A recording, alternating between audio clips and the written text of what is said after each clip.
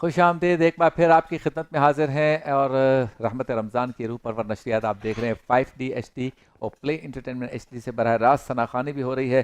آج ہے 17 رمضان المبارک اور آج میں یہ اعلان کرنا چاہتا ہوں کہ انشاءاللہ تعالیٰ اس سال کا میرا رمضان کلام قصیدہ بردہ شریف کل انشاءاللہ تعالیٰ اسی سیٹ پر اس کی لانچنگ ہوگی، ایک چھوٹی سی تقریب ہوگی، علماء کرام دعا دے دیں گے اور آپ حضرات پھر اسے سوشل میڈیا پہ دیکھ سکیں گے۔ قصیدہ بردہ شریف کو ہم نے پڑھا ہے 5 مختلف طرزوں میں، عرب اور عجم میں یعنی سب کانٹیننٹ میں اور عربوں میں یا عرب ممالک میں اسے جن اچھے معروف طرزوں میں پڑھا گیا ہے، ایک کلام میں ایک ہی اس کلام میں نے 5 طرز جو ہے وہ پڑھنے کی کوشش کی ہے، سعادت حاصل کی ہے۔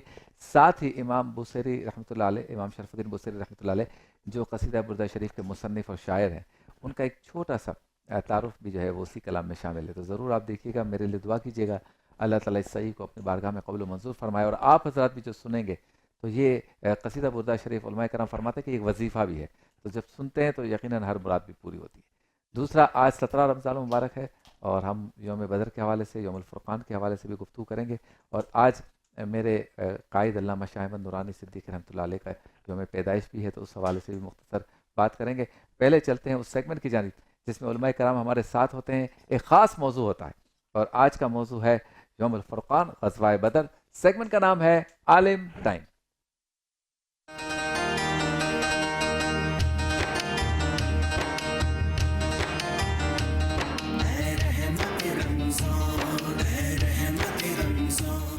ہمارے ساتھ موجود ہیں آپ کے ہمارے ہم سب کے پسندیدہ مفتی غلام دستگیر صاحب۔ السلام علیکم مفتی صاحب، وعلیکم السلام کیسے ہیں آپ؟ ٹھیک ہیں، خیریت سے ہیں؟ اور ان کے ساتھ موجود ہیں خوبصورت انداز میں گفتگو کرنے والے ہمارے آپ کے ہم سب کے محترم ڈاکٹر جواد حیدر ہاشمی صاحب، آپ کو بھی السلام علیکم۔ وعلیکم السلام ڈاکٹر صاحب، آج بہت اہم دن ہے، 17 رمضان مبارک، سبحان اللہ۔ مارکہ حق و باطل ہوا اور یہاں سے ابتدا ہو گئی بس کہ مسلمانوں کی فتوحات کا، کامیابی کا پہلا ایک باقاعدہ میدان جنگ میں ایک مارکہ تھا، تو ابتداً یہ بتائیں کہ اس کے پیچھے پس منظر کیا تھا، غزوہ بدر ہوا کیوں؟ بسم اللہ الرحمن الرحیم۔ بالکل صحیح اشارہ فرمایا آپ نے کہ فتوحات کا آغاز یہیں سے ہوا، جنگوں کا آغاز مدینہ منورہ سے ہوا۔ آپ جانتے ہیں کہ حضور اکرم صلی اللہ علیہ وسلم 13 سال مکہ مکرمہ میں تھے، وہاں پر کوئی جنگ نہیں ہوئی، جی، اور مدینہ منورہ ہجرت فرمانے کے بعد باقاعدہ جہاد کا حکم بھی اللہ رب العزت کی جانب سے آتا ہے، اور جتنے بھی غزوات ہیں، جتنے بھی سرایہ ہیں، وہ سب مدینہ منورہ کے اندر ہوئے جب مدینہ ہجرت فرمائی، تو ان 10 سالوں کے دوران۔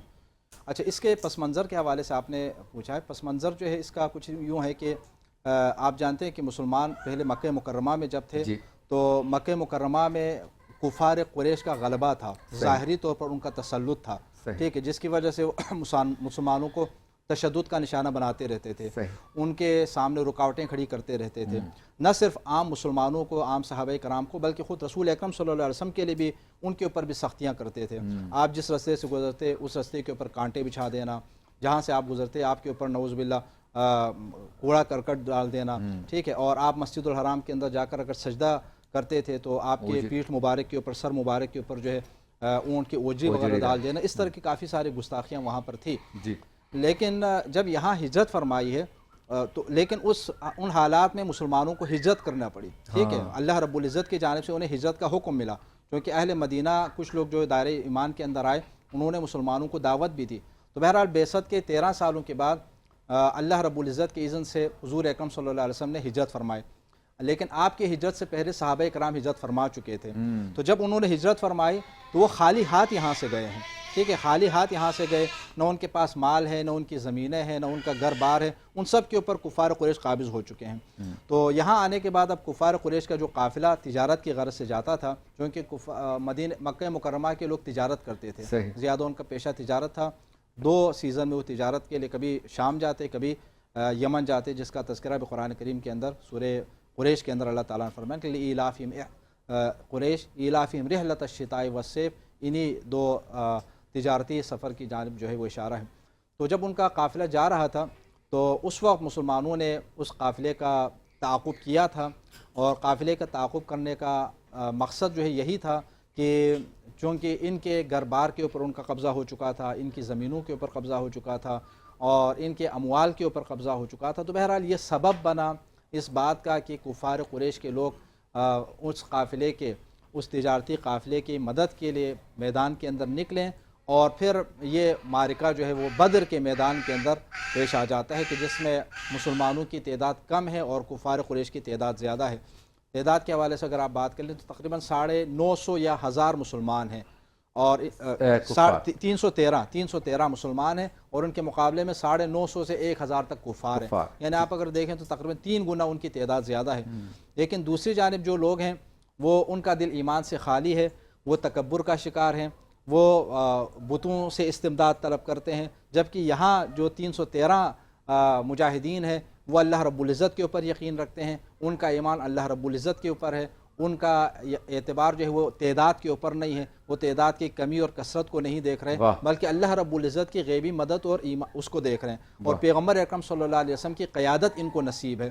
تو اب یہ جب معرکہ ہوتا ہے تو پھر تاریخ اسلام کے اندر یہ بات موجود ہے کہ اسلام کا یہ پہلا معرکہ جب ہوا تو اس قلیل لشکر نے اس کثیر تعداد پر مشتمل لشکر کو ایسی شکست دے دی جس کے بعد مسلمانوں کی تعداد میں بھی اضافہ ہو جاتا ہے, اور اس کا فائدہ پھر یہ ہوتا ہے کہ مکہ مکرمہ کے اندر بھی قریش کے اوپر باقاعدہ ایک مسلمانوں کا رعب ان کے دلوں کے اندر بیٹھ جاتا ہے, اور حجاز کی باقی سرزمینوں کے اوپر بھی جو ہے جو لوگ رہتے تھے ان کے اوپر بھی مسلمانوں کا ایک ایسا اچھا خاصا رعب بیٹھ جاتا ہے کہ جس کی وجہ سے جو لوگ پہلے مسلمانوں کو اہمیت نہیں دیتے تھے وہ مجبور ہو جاتے ہیں کہ مسلمانوں کو اہمیت دیں. یہ ایک ایسی قوم ہے جس قوم کو ظاہری طاقت کے ذریعے نہیں دبایا جا سکتا, چونکہ ایمان کی طاقت لے کر جو ہے میدان کے اندر لڑنے کے لیے آتے ہیں. تو اللہ رب العزت کی مدد بھی, غیبی مدد بھی آئی جس کا تذکرہ بھی آگے اگر گفتگو ہوگی تو اس میں ہم انشاءاللہ کریں گے انشاءاللہ. اچھا, بدر کہتے ہیں اسے, غزوہ بدر, تو مفتی صاحب اس کا بھی ذرا بتائیے کہ ایک تو بدر کیوں کہتے ہیں, دوسرا کم تعداد ہونے کے باوجود مسلمانوں کو غلبہ کیسے حاصل ہوا؟ یہ فن کی مہارت تھی, جنگی معاملات پر کوئی ایسی ٹیکنیک تھی, یا سرکار دو عالم صلی اللہ علیہ وسلم کی نگاہ عنایت, اللہ تعالیٰ کا خاص کرم؟ بسم اللہ الرحمن الرحیم. اہدنا الصراط المستقیم. صدق اللہ العظیم. آج بہت بڑا دن ہے اسلام کا, وہ عظیم معرکہ کہ جسے یوم الفرقان کہا گیا, یعنی قیامت تک کے حق اور باطل کو جدا کر دیا گیا. کیا بات. ڈاکٹر صاحب سے ہم نے سوال کیا, ان کی بات کو میں آگے بڑھاتے ہوئے ایک بات عرض کرنا چاہوں گا کہ بدر کو بدر کیوں کہا جاتا ہے اور بدر کا معرکہ پیش کیوں آیا, کیا سبب بنے. ٹھیک ہے, کیونکہ دیکھیں مسئلہ کیا ہے, سوشل میڈیا کا دور ہے اور میڈیا کا وار ہے, اور جو چاہ رہے ہیں وہ عوام کے ساتھ اور مسلمانوں کے ذہن کے ساتھ کھیل رہے ہیں. بدر در حقیقت ایک علاقے کا نام تھا, ایک کنویں کا نام تھا بدر. صحیح. اور اس کنویں کو بدر کیوں کہا جاتا تھا, کیونکہ بدر بن عامر ایک شخص تھا, وہ اس کنویں کا مالک تھا. اچھا. اور اسی مناسبت سے اس پورے علاقے کو بدر کہا جاتا تھا. صحیح. یہ وجہ تھی, اور اس علاقے میں غزوہ ہوا تو غزوہ بدر کہا گیا. یہ غزوہ بدر کیوں پیش آیا؟ مسئلہ یہ ہوا کہ کفار جب سلطنت مدینہ قائم ہوئی اور سرکار دو عالم علیہ السلام اور صحابہ مضبوط ہونے لگے, لوگ دھیرے دھیرے اسلام میں آنے لگے, تو کفار کو یہ خطرہ ہوا کہ جناب یہ تو اس طرح مضبوط ہو جائیں گے اور ایک دن مکے پہ چڑھائی کر دیں گے اور ہم سے ہماری سلطنت چھین لیں گے. تو انہوں نے کیا کہ جتنی انویسٹمنٹ تھی, جو بڑے مالدار لوگ تھے, ان سب نے ایک تجارتی قافلے میں لگائی. اچھا. اور اس تجارتی قافلے کا سربراہ بنایا جناب حضرت ابو سفیان رضی اللہ تعالیٰ عنہ کو. اس وقت مسلمان نہیں ہوئے تھے. صحیح. جناب ابو سفیان کو سربراہ بنایا اور کہا تم لیڈ کرو, قافلے کو لے جاؤ. اور اس قافلے کا مقصد یہ تھا کہ اس قافلے سے جو آمدنی ہوگی وہ مسلمانوں کے خلاف استعمال کی جائے گی, اور مسلمانوں کو یک بار کی اتنا پاورفل حملہ کیا جائے گا کہ تباہ و برباد کر دیں گے. اب یہ اچھا آپ سوچئے, یعنی آج تو ٹیلی فونک نظام ہے, ای میل ہے, واٹس ایپ ہے, ہزاروں ذرائع ابلاغ ہیں. اس زمانے میں سے نہیں تھا. یہ تو گھوڑ سوار آتے تھے اور وہ جو ہے کیا نام ہے احکامات پہنچایا کرتے تھے, خبریں پہنچا. یہ ادھر قافلہ روانہ ہوا, ادھر مدینہ منورہ خبر پہنچ گئی کہ ایک بہت بڑا لشکر تیار کیا جا رہا ہے جو مسلمانوں کو تباہ کر دے گا. اچھا. سرکار اب دیکھیں اخلاقی اعتبار سے اور جو دینی اور ملی جو ایک جو ہے نا ذمہ داری کیا بنتی ہے کہ اس قافلے کو روکا جائے, تتر بتر کر دیا جائے, کیونکہ ظاہر سی بات ہے وہ قافلہ پلٹے گا, اس سے جو آمدنی ہوگی مسلمانوں کو تباہ کریں گے. اور اسلام تو ایک آفاقی مذہب تھا, پوری دنیا میں چھانا تھا.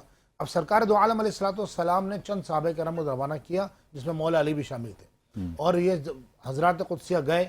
اور یہ خبر اب یہاں آپ دیکھیں جاسوسی کا نظام دیکھیں آپ, ادھر سے کفار روانہ ہوئے لشکر لے کر, وہ قافلہ لے کر سامان کا, ادھر خبر پہنچتی ہے مدینے، ادھر مدینے سے منورہ سے اس قافلے پہ حملہ کرنے کے لیے مسلمان روانہ ہوتی ہے، اور یہاں سے خبر پہنچتی ہے مکہ کہ مسلمان اس قافلے کو درم برم کرنے جا رہے ہیں۔ واہ واہ واہ، اور اب ابو سفیان کہتے ہیں کہ ابو جہل کہنے لگا کہ نہیں، یہ نہیں ہونا ہو سکتا، ہم چلیں گے روکیں گے۔ لیکن ہوا کیا، ابو سفیان کو راستے میں خبر مل گئی اور انہوں نے قافلہ کا راستہ کترا لیا، اور لیجئے جناب اب ہوا کیا، ایک ایسا مقام آ گیا کہ ابو جہل کو جو ہے خبر پہنچتی ہے کہ ابو سفیان تو خیریت سے قافلے لے کے مکہ مکرمہ پہنچ گئے۔ تو لوگوں نے کہا جب چلو، لیکن آج قضاء و قدر کے فیصلے آ گئے تھے، آج قیامت تک کے لیے اسلام کو سربلند ہونا تھا۔ واہ واہ، جناب سرکار دو عالم علیہ السلام بھی وہاں سے روانہ ہو چکے تھے۔ اب یہ بدر کے مقام پر آ کے ٹھہر گئے، اور کفار نے کہا کہ نہیں، اب ہم یہاں سے نہیں جائیں گے، ہم چونکہ 1000 کی تعداد میں، اب ایک تو رمضان 17 رمضان، کوئی تصور بھی نہیں کر سکتا۔ یہاں تو حالت یہ ہے کہ مسلمان کھلاڑی، نعوذ باللہ بعض ہمارے کھلاڑی ہیں وہ روزہ چھوڑ دیتے ہیں کرکٹ کی وجہ سے، لیکن صحابہ کرام کیا تو تصور ہی نہیں تھا کہ روزہ چھوڑ دیں۔ اب عالم تقوی، پرہیزگاری، اور قرآن نے ان کی جو ہے شان اور عظمت کو بیان فرمایا سیماہم فی وجوہہم من اثر السجود، فرمایا کہ سجدوں کی نشانیاں، اثر جو ہے ان کی پیشانیوں کے اندر نور چمکتا ہوا نظر آیا۔ کیا بات! اب صحابہ کرام علیہ رضوان سے تو کوئی تصور نہیں کر سکتا۔ اب روزے کی حالت، اچھا جو جگہ ملی وہ جگہ کچی، ریت میں، اور شدید گرمی، 313 کی تعداد، 2 گھوڑے، 7 نیزے، 6 تلواریں، اللہ اللہ ہیں، اور وہاں عالم کیا 1000 کا لشکر جرار، اور وہ روزانہ ایک ٹائم میں ایک اونٹ ذبح کیا جاتا کھانے کے لیے، اشرفی کو ڈھیر لگے ہوئے تھے۔ اللہ، لیکن اب قرآن فرماتا ہے کہ غزوہ بدر کو یوم الفرقان کیوں کہا گیا؟ قرآن مجید فرقان حمید سورہ توبہ میں اللہ نے فرمایا لیہلک من ہلک عن بینہ، فرمایا قرآن نے فرمایا لیہلک من ہلک عن بینہ، تاکہ جو ہلاک ہو وہ دلیل سے ہلاک ہو، اچھا، وَيَحْيَى مَنْ حَيَّ عَنْ بَيِّنَةٍ، اور جو حالات زندہ رہے وہ دلیل اسلام پر زندہ رہے۔ کیا بات! کیونکہ یہ واضح ہو گیا تھا کہ اب قیامت تک یہ واضح کر دیا گیا کہ 313 کی تعداد، اور خود قرآن نے کہا وَلَقَدْ نَصَرَكُمُ اللَّهُ بِبَدْرٍ وَأَنْتُمْ أَذِلَّةٌ، یاد کرو تم بے سر و سامانی کے عالم میں تھے، اور اللہ نے تمہارے لیے بدر میں مدد نازل فرمائی، اور مدد کیا نازل فرمائی؟ سرکار دو عالم علیہ السلام نے اپنے مبارک ہاتھ پھیلائے، کیونکہ ظاہر سی بات ہے فزیکلی طور پر انسان دیکھے نا، انسان دیکھے فزیکلی طور پر کہ آپ خود دیکھیے کہ اگر ایک طرف 1000 کا لشکر ہو، یہاں 313، وہ بھی نیہت تھے، وہ بھی روزے کی حالت میں، تو انسان ویسے ہمت ہار جاتا ہے کہ یار کیسے ہوگا۔ لیکن پھر رسول اللہ علیہ السلام ہمت بلائی، اور علامہ اقبال رحمۃ اللہ تعالی علیہ نے جب صحابہ کرام سے حضور نے پوچھا کہ بتاؤ کیا کرنا ہے، تو علامہ اقبال نے صحابہ کرام کے جو ہے جوش اور جذبے کی ترجمانی کی، وہ کہا کہ یہ خود تعالی اللہ یہ شیوا ہی نہیں ہے باوفاؤں کا، صحابہ نے کہا تعالی اللہ یہ شیوا ہی نہیں ہے باوفاؤں کا، پیا ہے ہم نے دودھ اپنی غیرت والی ماؤں کا، نبی کا حکم ہو تو ہم کود جائیں سمندر میں، جہاں کو محو کر دیں نعرہ اللہ اکبر۔ کیا بات ہے، سبحان اللہ، سبحان اللہ۔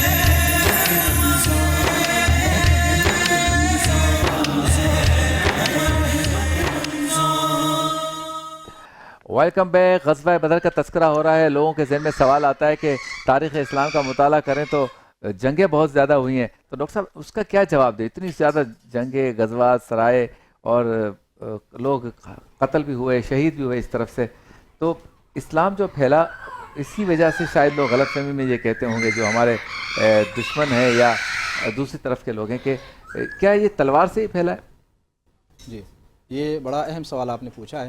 آج کل بہت سارے لوگوں کے ذہنوں میں یہ چیز موجود ہے، جی، چونکہ حضور اکرم صلی اللہ علیہ وسلم کے زمانے کی جنگوں کی تعداد کو اگر آپ دیکھ لیں، جو تاریخ کے اندر مثلا جو تعداد ہمیں ملتی ہے واقعی حیران کن ہے، ٹھیک ہے۔ وہ تعداد مثلا یہ ہے کہ چونکہ حضور اکرم صلی اللہ علیہ وسلم کے زمانے کی جنگوں کے 2 اصطلاحات ہیں، ایک غزوہ یعنی وہ جنگ کہ جس میں آپ صلی اللہ علیہ وسلم نے خود بھی شرکت فرمائی تھی، ان کی تعداد جو ہے 27 یا 28 ہیں، ٹھیک ہے، اور دوسرے جو ہیں وہ سرایہ ہیں، سریہ یا سرایہ اسی کی جمع، اور ٹوٹل جو سرایہ اور غزوات کی ملا کر جو تعداد بنتی ہے وہ 80 سے زیادہ ہے، 82 ہیں، ٹھیک ہے۔ تو یہ جو 82 جو جنگیں ہیں یہ ان 10 سالوں کے دوران ہوئی، ٹھیک ہے، 10 سالوں کے دوران، تو اس کو اگر آپ کو دیکھیں گے تو یعنی گویا کہ ہر مہینہ 1.5 مہینے کے اندر کوئی نہ کوئی جنگ ہو رہی ہے، تو ظاہر ہے جی یہ ایک سوال تو ذہنوں کے اندر اٹھتا ہے کہ اگر یہ کیسے کہ ہر مہینے میں کوئی نہ کوئی جنگ ہو رہی ہے، اور وہاں سے آگے اگلے جنگ کی تیاری شروع ہو گئی، پھر اس کے بعد آگے اگلے جنگ کی تیاری شروع ہو گئی،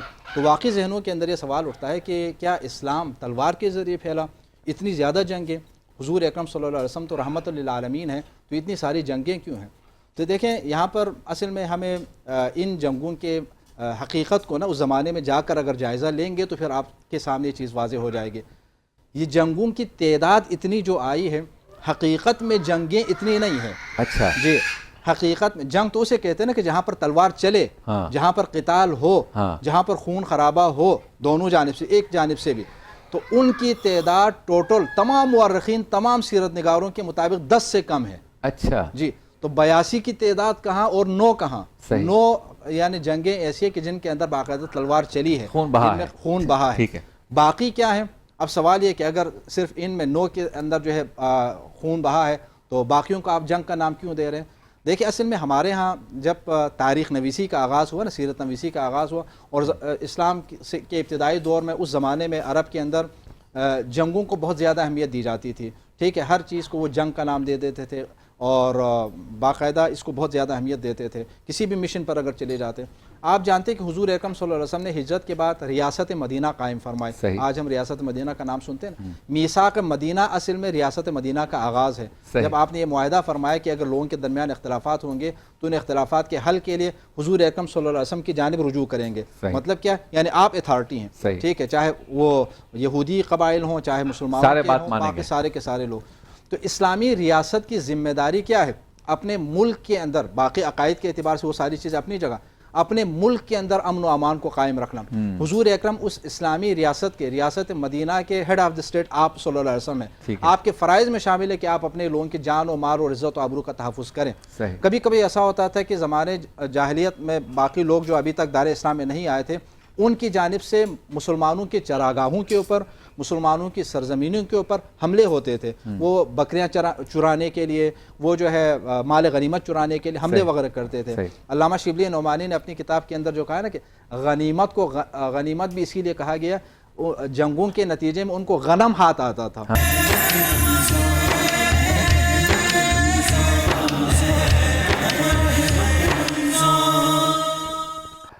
ویلکم بیک. ایک بار پھر آپ کی خدمت میں حاضر ہے. عالم ٹائم کے سیگمنٹ میں موجود ہے. وقفے پہ جانے سے پہلے میں نے ڈاکٹر صاحب سے سوال کیا تھا کہ اتنی زیادہ جنگیں جو ہوئی ہیں، اس غلط فہمی کو کیسے دور کریں کہ اسلام جو ہے وہ تلوار کے زور پر نہیں بلکہ اخلاقیات، ترغیب و تبلیغ کے زور پر پھیلا ہے. جی ڈاکٹر صاحب مکمل کیجیے. جی، میں عرض کر رہا تھا کہ جنگوں کی بظاہر جو تعداد بتائی جاتی ہے 80 سے زیادہ، تو اگر آپ حقیقت میں جا کر دیکھیں ان کی تفصیلات کو تو جہاں پر قتال ہو گئے ان کی تعداد 10 سے بھی کم ہے. 9 ہے محققین کے مطابق. 9 جنگیں ایسی ہیں کہ جن میں قتال ہوا، خون خرابہ ہوا. اچھا، اور ان میں بھی ٹوٹل جو مرنے والوں کی جو تعداد ہے نا دونوں جانب سے وہ 900 سے لے کر 1200 تک ہے ٹوٹل. یعنی اتنی جنگوں کے دوران 900 سے لے کر صرف 1200 کی تعداد ملتی ہے کہ دونوں جانب سے. اچھا، اور اس کے علاوہ یہ ہے کہ حضور اکرم صلی اللہ علیہ وسلم نے جب پہلی ہجری میں ریاست مدینہ قائم فرمائی تو ریاست کے فرائض میں یہ شامل ہے نا کہ ملک کے اندر امن و امان کو برقرار رکھیں. تو مختلف قبائل کے لوگ، مختلف راہزن، مختلف قسم کے ڈاکو جب حملے کرتے تھے چراگاہوں کے اوپر، بھیڑ بکریوں کے اوپر، تو حضور اکرم صلی اللہ علیہ وسلم بعض صحابہ کرام کو دیکھ بھال کے لیے بھیجتے تھے، محافظت کے لیے بھیجتے تھے کہ جائیں. کبھی 10 لوگوں کو بھیج رہے ہیں، کبھی 20 لوگوں کو کسی جانب بھیج رہے ہیں.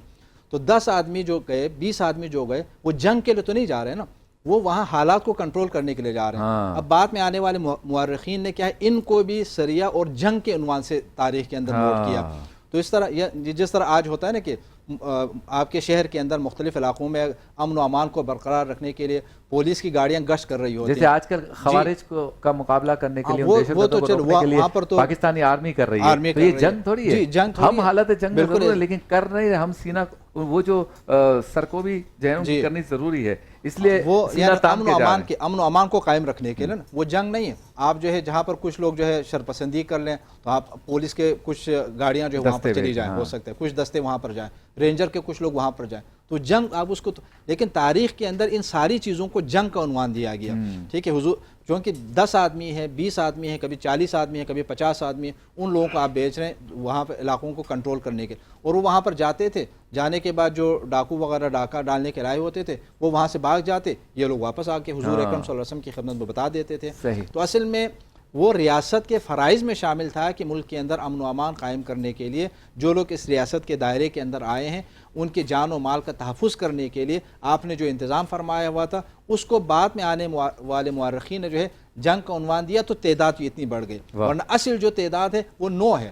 اور ان میں بھی مرنے والوں کی تعداد صرف 900 سے لے کر جو ہے 1200 تک. جبکہ آج جو لوگ یہ الزام لگا رہے ہیں اسلام کے اوپر, ان کو آپ دیکھیں, ان کی حالت اگر دیکھیں, ایک ایک جنگ کے اندر لاکھوں لوگ انہوں نے مارے. کیا بات. پہلی جنگ عظیم کے اندر کتنے لوگ انہوں نے مارے, دوسری جنگ کے عظیم کے اندر کتنے لوگ انہوں نے اب مارے. تو غزہ میں ایک غزہ میں 1200 لوگ مر جاتے ہیں. یہ پوری ساری جنگوں میں مل کے 1200 مارے. جی ایسے. اور آج ہی جو دوبارہ کل سے دوبارہ اسرائیل نے جنگ بندی کا خاتمہ کیا اور دوبارہ بربریت کا آغاز کیا, آج کی خبریں آپ سن رہے ہیں, 300 آج جو ہے سحری سے پہلے جو شہید ہو گئے غزہ کے اندر, سحری کی تیاری کر رہے تھے, 300 بیچارے بے گناہ جو ہے وہاں پر شہید ہو گئے.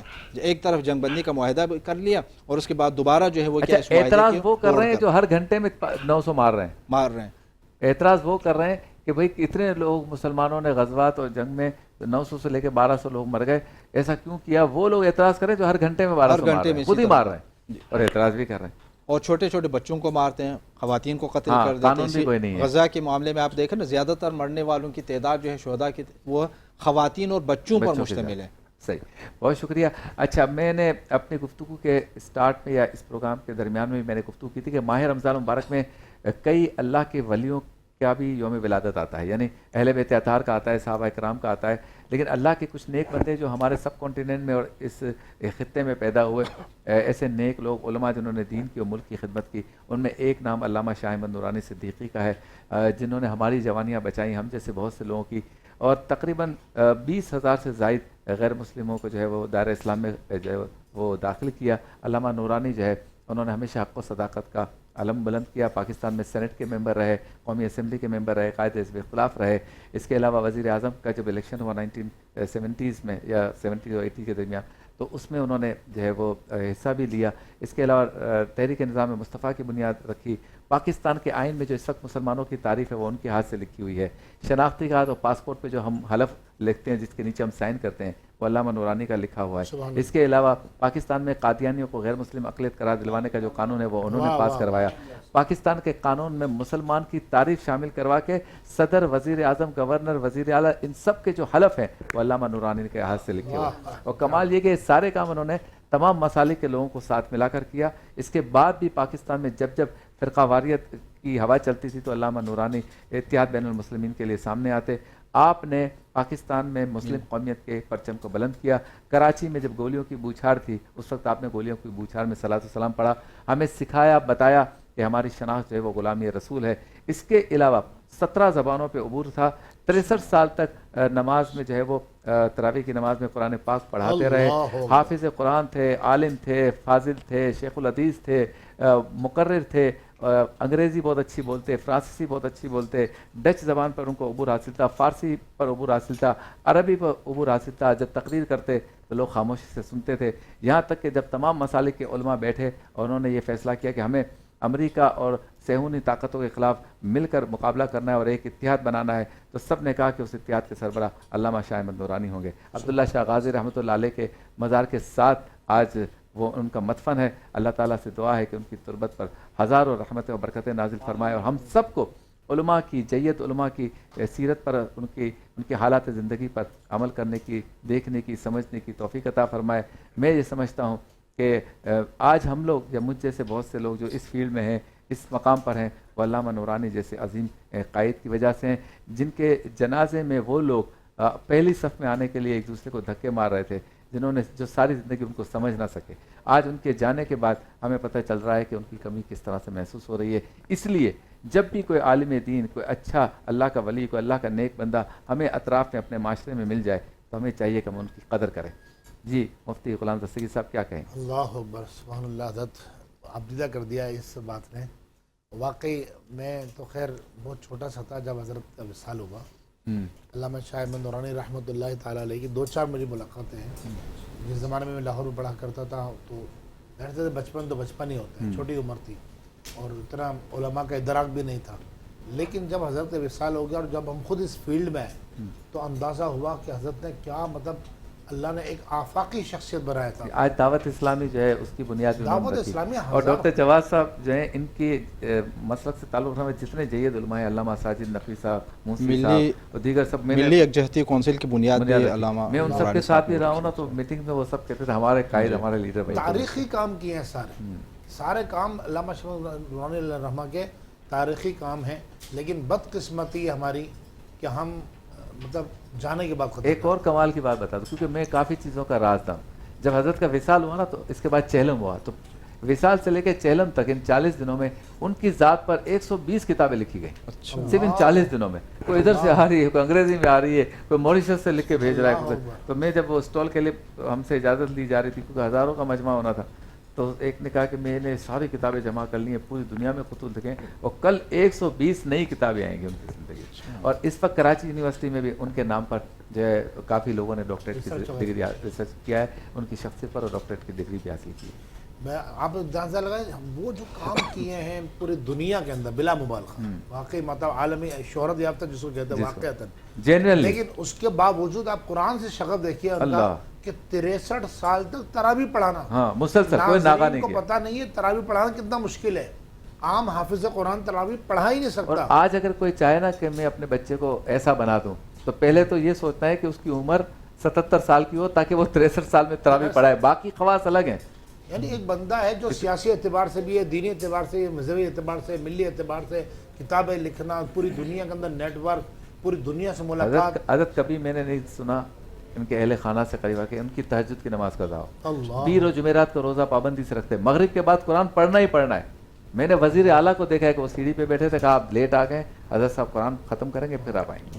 ہمارے یہاں تو ایسے چو آ جائے تو ہم لوگ باہر کھڑے ہو جاتے ہیں۔ ہمارے حضرت ایک عالم دین بن جاتا ہے تو اس کو وہ وقار تھے علماء۔ ہاں مطلب عالم دین ہو جاتا ہے کوئی شخص، اس کی مصروفیات ایسی بڑھ جاتی ہیں کہ وہ قرآن پاک کو ٹائم نہیں دے پاتا۔ تراویح اگر آپ نے ایک سال نہیں اسکپ کر دی نا، قرآن پاک وہ عظیم کتاب ہے، آپ دوسرے سال ہمت نہیں کریں گے تراویح پڑھانے کی۔ ایک منٹ غزوہ بدر کے اصحاب پر، پھر اس کے بعد بریک پہ جانا۔ جی جی، غزوہ اصحاب بدر رضوان اللہ تعالی اجمعین۔ اصحاب بدر کی ذات بہت ذات ہے کہ اللہ رب العالمین نے اصحاب بدر جو شہید ہو گئے ان کے تو درجے بیان کیے، لیکن جو زندہ باقی بچے رب العالمین نے ان کی بے حساب مغفرت فرمائی۔ اچھا، تمام غزوات میں شامل ہونے والوں کی مغفرت تو کی گئی، جیسے غزوہ حنین، غزوہ احد وغیرہ، لیکن جو زندہ بچے اللہ نے ان کو کہا اللہ نے ایڈوانس میں تمہارے گناہوں کو معاف فرما دیا۔ اور حقیقت یہ ہے کہ صحابہ کرام علیہم رضوان، ابھی ہم بریک پر تھے، میں علماء سے ثنا خانوں سے یہ بات کر رہا تھا کہ صحابہ کرام جو چنیدہ لوگ تھے، اللہ نے چن لیا تھا روز ازل کہ یہ محبوب کی غلامی کا حق ادا کرے، اور خدا کی قسم انہوں نے حق ادا کر کے دکھایا۔ غزوہ احد کے اندر حضرت معاذ بن جبل رضی اللہ تعالیٰ کا ہاتھ کٹ گیا، یہ کہنا آسان ہے، انگلی میں چیرا لگ جائے تو انسان 2 دن نہیں بھولتا ہے۔ ہاتھ کٹ گیا، کٹ کر تسمے کے ساتھ، چمڑی کے ساتھ لٹک گیا۔ آپ نے وہ ہاتھ اٹھا کر جو ہے گھوڑے پہ رکھ لیا اور ایک ہاتھ سے لڑنا شروع کر دیا، بار بار وہ ہاتھ نیچے لٹک جاتا تھا۔ جب آپ کو زیادہ پریشانی ہونے لگی تو آپ نیچے اترے، پاؤں میں دبایا اور جسم سے علیحدہ کر دیا۔ یہ صرف صحابہ کرام کر سکتے ہیں۔ حضرت طلحہ رضی اللہ تعالیٰ غزوہ احد کے اندر جو تیر آتا تھا آگے ہاتھ بڑھاتے تھے اور تیر ہاتھ پہ اتر جاتا تھا، تو پھر مسکرا کے حضور کو دیکھتے کہتے یا رسول اللہ، جب تک ابو طلحہ کا ہاتھ موجود ہے کسی تیر کی کیا مجال ہے کہ آپ کی طرف بڑھ جائے۔ اسی لیے اللہ نے فرمایا محبوب یہ صحابہ وہ ہیں جن کی صرف قرآن میں شان نہیں بیان کی گئی، ذالک مثلہم فی التوراۃ ومثلہم فی الانجیل، اللہ نے توریت کے اندر بھی اور انجیل کے اندر بھی ان کی شان بیان کی۔ کیا بات ہے۔ اور جب یہ اس طرح کے غزوات اور اس طرح کی جنگیں ہوتی تھی نا مسلمانوں کے اس زمانے میں، تو اعلان بھی ہوتا تھا تم اپنے بندے لاؤ ہم اپنے بندے لائیں گے۔ تو جب حضرت عمر کو دیکھتے کہ وہ سامنے سے آ رہے ہیں، یا مولا کائنات کو دیکھتے کہ وہ سامنے سے آ رہے ہیں، تو کفار کہتے تھے اب کون جائے گا بھائی ان کے سامنے۔ یہ ان کا رعب و دبدبہ تھا۔ آج مسلمانوں کو ایسے مجاہدوں کی ضرورت ہے۔